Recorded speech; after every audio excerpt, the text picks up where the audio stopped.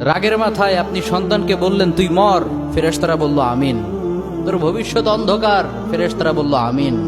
রেগে মেগে আপনি আপনার মেয়েকে বললেন জীবনেও তোর কপালে স্বামীর ভাত জুটবে না, ফেরেশতারা আবারও বলল আমিন। আচ্ছা, আপনি না সেই ব্যক্তি যে তার নিজের জীবনের চাইতেও সন্তানকে বেশি ভালোবাসেন? আপনি না সেই ব্যক্তি যে তার সন্তানের জন্য হাসতে হাসতে নিজের জীবনটাও দিয়ে দিতে পারেন? আপনি না সেই ব্যক্তি যে আল্লাহর কাছে নিজের চাইতেও সন্তানের জন্য বেশি দোয়া করে? তাহলে কি করে নিজের হাতে নিজের সন্তানের এত বড় ক্ষতি করতে পারলেন? Doesn't make any sense. Common sense বলতে কিচ্ছু নাই আপনাদের? আপনারা কি জানেন না আপনাদের রাগের মাথায় বদদোয়া করাগুলো ফেরেশতারা আমিন বলে? দাওয়াতুল ওয়ালিদ আলা ওয়ালাদি, বাবা মা তার সন্তানের জন্য যেই দোয়া করে সেটা ভালো হোক কিংবা বদদোয়া হোক, আল্লাহ সেটাই কবুল করে নেয়। এজন্য খবরদার, নেভার কার্স ইউর চিলড্রেন। রাগের মাথায় কখনো সন্তানকে অভিশাপ করবেন না।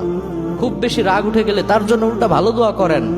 কাবা শরীফের একজন ইমাম আছে, ইমাম আল কালবানি।